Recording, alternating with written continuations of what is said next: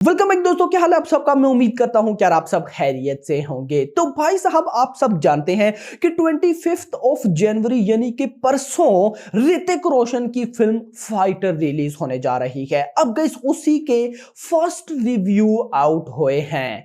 कैसे हैं ये फर्स्ट रिव्यू, अच्छे हैं नहीं अच्छे, क्या सीन है, आप सबको मैं एडवांस बुकिंग तो साथ साथ बता रहा हूं, इस वीडियो में भी बता दूंगा। अब एडवांस बुकिंग हमने जैसा सोचा था वैसी नहीं जा रही। यस, तो भाई अब इसके बाद रिव्यू कैसे आए हैं सब कुछ मैं आपको डिटेल से बताने वाला हूं। लेकिन उससे पहले अगर आपने अभी तक वीडियो को लाइक नहीं किया तो वीडियो को लाइक कर लें, चैनल को सब्सक्राइब कर लें ताकि ऐसी अपडेटेड वीडियोस आपको मिलती रहें। तो आइए जानते हैं। तो गाइस सबसे पहले मैं आपको बताता चलूं, ये रिव्यू आया है ऑफ कोर्स एक ही है, उमैर संधू, जो कि अपने आप को ओवरसीज सेंसर बोर्ड का मेंबर बताते हैं। तो भाई इन्होंने देख ली फाइटर, देखने के बाद क्या रिएक्शन दिया, कितने स्टार दिए देखिएगा। तो लिखते हैं first review fighter, all that glitters is not gold, shit, old wine in a new बोतल, ऋतिक रोशन totally miscast, stunt are terrific but villain is full on C। सी का मतलब समझते हो ना, सी। अब मुझे समझ ये नहीं आ रही कि विलन भाई साहब ट्रेलर में टीजर में भाप लेवल लग रहा है, यानी कि उसकी परफॉर्मेंस, उसका फील हो रहा है कि ये विलन है, उस पर गुस्सा आ रहा है, उसकी लुक भाई साहब विलन टाइप वाली है, सब कुछ तो ओके लग रहा है। तो फिल्म के अंदर क्या उसने चवली मारी है, सो अब देखते हैं कि क्या होता है। लेकिन ये लिखते हैं all that glitters is not gold, old wine in a new बोतल, Hrithik Roshan totally miscast, stunt are terrific but villain is full on C.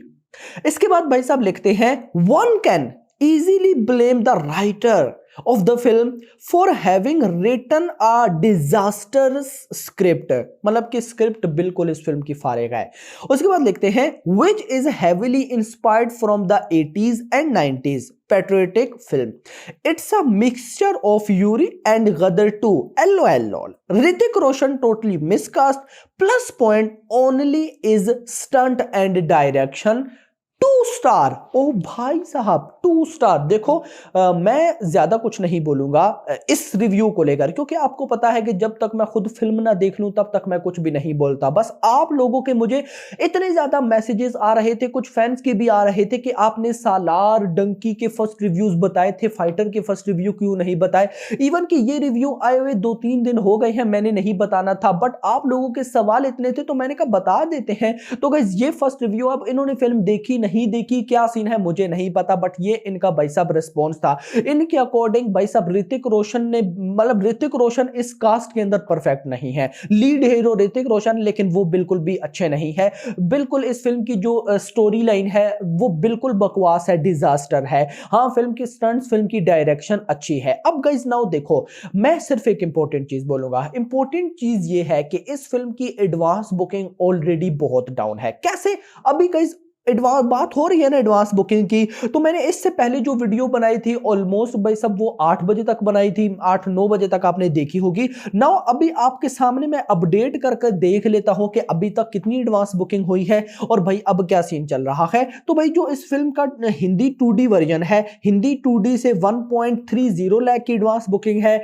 48,000 tickets sold out हैं, 223 रुपए की एवरेज टिकट प्राइस है, 3,813 शोज हैं। हिंदी बेल्ट, हिंदी 3D अगर मैं बात करूं तो 2.10 लाख की एडवांस बुकिंग है, 62,000 टिकट सोल्ड आउट है, 283 रुपए की एवरेज टिकट प्राइस है, 4,750 शोज हैं। हिंदी IMAX 3D की बात करूं तो 35 लाख की एडवांस बुकिंग है, लगभग 6,050 टिकट से सोल्ड आउट है, 541 रुपए की एवरेज टिकट प्राइस है, 117 शोज है। हिंदी 4DX 3D की बात करूं तो 9.35 लाख की एडवांस बुकिंग है, 15, मतलब कि मैं बोल रहा था कि शाम तक लगभग चली जाएगी 10 लाख तक, चांसेस लग रहे हैं, but hope for the best. 1585 ticket sold out, 604 रुपए की एवरेज टिकट प्राइस, 104 शोज है। अगर इसको मैं टोटल कर दूं तो ये बनता है भाई साहब 4 करोड़ रुपए, 1,15,000 टिकट से sold out and 9,000 shows. 4 crore की एडवांस बुकिंग है भाई साहब। देखो कम से कम भी अभी एडवांस बुकिंग को 15 करोड़ प्लस होना चाहिए था। जिस लेवल की ये फिल्म है, इस फिल्म के डायरेक्टर सिद्धार्थ आनंद ने इससे पहले पठान दी है, उन्होंने 1,000 करोड़ दी है, इतने बड़े डायरेक्टर हैं। है। उसके बाद ऋतिक रोशन कोई छोटे मोटे स्टार नहीं है, दीपिका आजकल कितनी फेमस चल रही है, अनिल कपूर जो अभी एनिमल में आए हैं, उसके बाद फाइटर का टीजर आया, अच्छा गया, गाने आए अच्छे गए, ट्रेलर आया कमाल गया, उसके बाद भी पब्लिक रेस्पॉन्स नहीं दिखा रही। क्या वजह हो सकती है आप लोग नीचे जरूर बताइएगा। बट गाइस देखो, अगर मैं अपना पर्सनल ओपिनियन आपको बताऊं तो मैं इतना ही बोलूंगा कि अब भाई फाइटर कहीं ना कहीं अगर ये रिव्यू उमैर संधू का बिल्कुल ओके है, ठीक है, अगर इसने फिल्म देखी है तो अगर रिव्यू ऐसे ही आता है तो ये फिल्म बहुत ज्यादा डेंजर में है। रीजन ये है कि भाई ऑलरेडी इसकी एडवांस बुकिंग कम है। एडवांस बुकिंग कम के बाद अगर रिव्यूज भी नेगेटिव आ गए तो सीन बैड हो जाएगा। बट भाई साहब, मैं आपको यहां पर यह भी जरूर बोलूंगा कि बहुत सी मूवीज के उमैर संधू ने रिव्यूज नेगेटिव दिए थे, लेकिन फिल्म के रिव्यूज पॉजिटिव थे और फिल्म बवाल लेवल लिख रही थी। यस भाई साहब, ये सीन रहा था। तो लेकिन इतना मैं जरूर बोलूंगा कि लास्ट अभी उसने डंकी एंड सालार के जो जो रिव्यूज दिए थे बिल्कुल ठीक थे, यानी कि समझ नहीं आती, कुछ रिव्यूज उसके बिल्कुल परफेक्ट निकल जाते हैं, कुछ नहीं निकलते। तो मैं होप करूंगा कि ये रिव्यू भी परफेक्ट नहीं निकलेगा, बकवास ही निकलेगा। अगर तो ऐसा है तो भाई साहब फिल्म एक बहुत बड़ी बॉक्स ऑफिस कलेक्शन करने वाली है। और मैं चाहूंगा भी, क्योंकि गाइस देखो, अगर फाइटर भी डेड जाती है तो ऋतिक रोशन का मतलब कि फ्यूचर तो मैं नहीं बोल सकता हूं, लेकिन देखो ऋतिक रोशन बिल्कुल सलमान खान की तरह हो जाएंगी। कैसे?